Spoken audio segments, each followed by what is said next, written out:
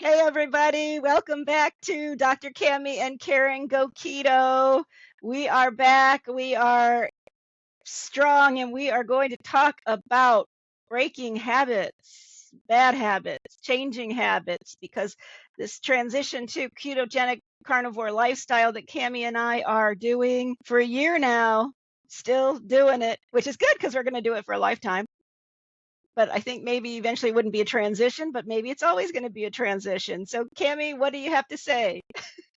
Yes. Hi, everybody. So we were talking off um, recording before we started recording about habits and how difficult they can be to break. And I always feel like I told Karen, I always feel like you're stronger in this area than I am because I just have such a hard time with my food and with my binge eating. And I'm still struggling with that to create new habits and to be better at giving myself healthy nutrition instead of using food for emotions or to take care of anger or other issues like that. And Karen, you admitted that that you're having a hard time too with breaking habits, and then you said especially those that you might not want to break. And so that really got me thinking about how maybe these are habits that part of me really doesn't want to break. And I think that's true because I've been using these eating habits since I was 3, 4, 5 years old to comfort and soothe myself and to help me get out of reality by getting a buzz or getting dopamine hits or, getting what I needed at the time. And now I am grown up and I have healthier decisions to make, and I know I do, but it has been a very difficult habit for me to break. And that is your habit of binging? Is that what you would call that? Right, like just using sugar, just using Okay. sugar, carbs to comfort myself, the comfort foods. Yeah. So for me, I think it's not just a question of the food that I'm eating, but the process of getting the food because I am not a person who cooks every day, don't like to eat leftovers, and I like to eat hot food. So for me, I like warm food. I like somebody else to cook it for me, and I like somebody else to clean it up for me. And I know that sounds really privileged, and it is, and it does get expensive, but for a lot of people, if they break it down, you see that if it doesn't cost that much more, but I am committed to this transitioning lifestyle to keto or carnivore. And as much as you can do it, and I've watched, Kelly Hogan say she's done the McDonald's drive through and order 10 hamburger patties.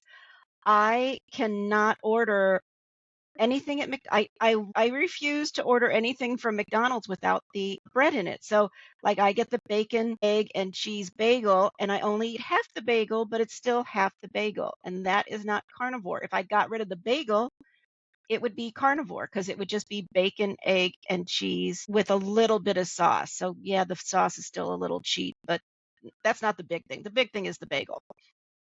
So, this morning, we talked about Jeff telling you more fast food. And I was at McDonald's ordering an iced tea, I think at the time, and it took me a while to hear you, right? Like I heard no more fast food. Well, iced tea is not fast food, but that's not what you meant. You meant like don't go to fast food anymore. And it really to say, okay, so if I don't go to fast food anymore, what does the day look like? Where does the breakfast come from?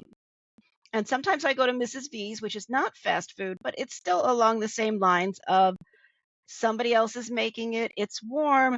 But the other thing is, as we discussed yesterday and today, my time is becoming a little more precious. And in order to be a little more conservative in where I spend my time, driving to a drive through or to Mrs. V's for breakfast is not the best use of my time because then I'm talking about, it's at least 15 minutes to a half hour just of travel time.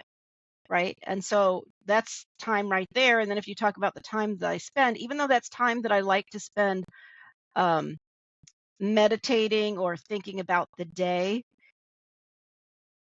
I think that if I was more comfortable in my space, like it's very chaotic here with my mom and my brother and taking care of my mom because she requires so much effort because of her situation of being bound, wheelchair bound and having involuntary movements and having survived 2 strokes that and, not being able to swallow and having there's just a lot that we have to do for her. So when I'm here with her, I like to devote time to her. Then I have to cut that off, right? It's like, okay, this is Karen time and this is mom time. So I think part of it is first recognizing that it's what the habit is that we have to change. And there's a great book out there. I can't remember the author. Maybe it's Clear, Atomic Habits. Everybody talks about it, and it is a fantastic book. I could pull it out again and look at the habit of don't eat out for breakfast. Just one habit, right? It doesn't have to be don't eat out ever again. Just one habit, don't eat out for breakfast. Let's just start there. And then what does it have to look like? Because obviously I have to do something about breakfast. I could just not eat breakfast. I could fast. I could eat lunch, right? That's one option. Or find a place where it's comfortable to eat breakfast and make the breakfast.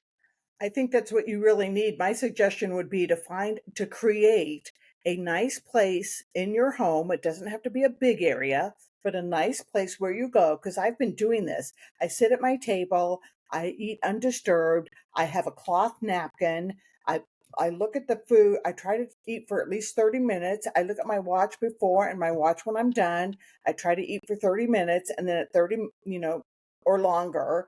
And then that's your time. And you need to, if you're really going to start working your life like we were talking the other day about really being efficient, now that you have a full-time job as an attorney and you get to take care of your mom and work with your toys and try to take with me, you're trying to do like 3 full-time jobs and you're going to have to work really efficiently, and you can.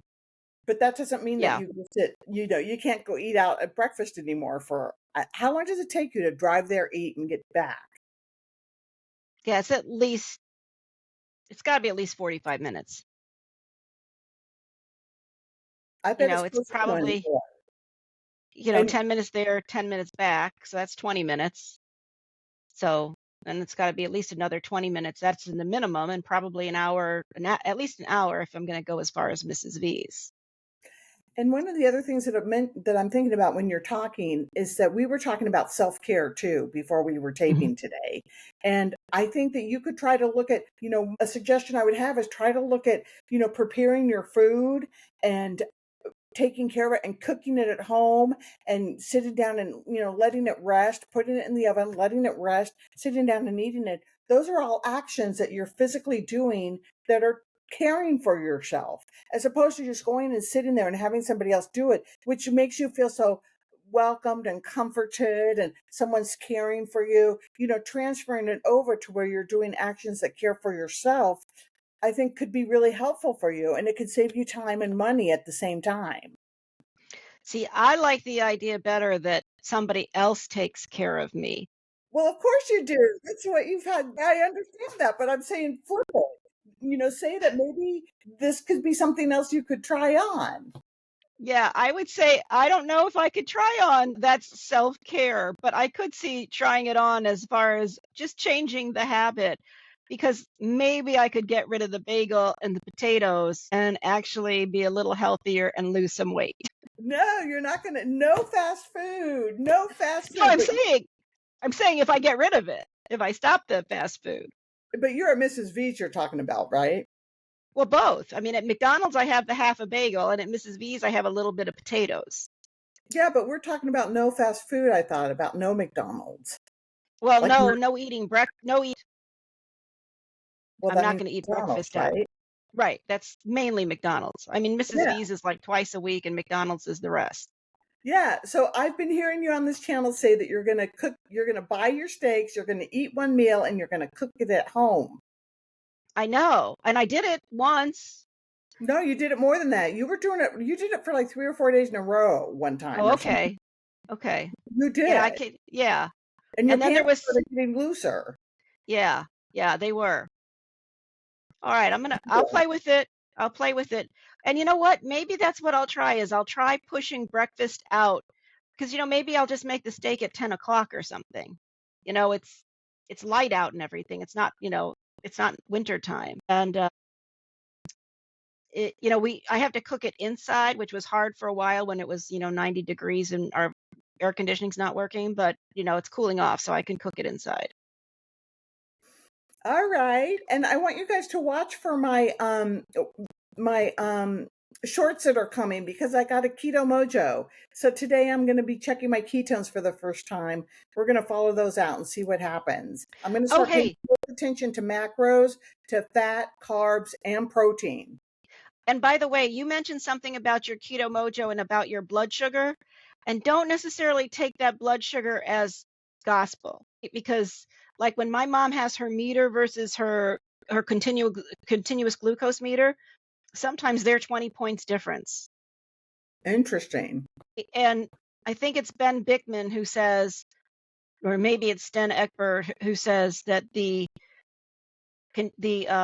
finger prick is more accurate because of where the continuous glucose meter is in your body. It doesn't get into your bloodstream. It's that other tissue, so it's That's not a quite as Yeah, the accurate as smaller blood. vessels there. Yeah. All right. Sounds All right, good. everybody. Thanks for listening. Keep coming back. Thank you. Bye. Bye.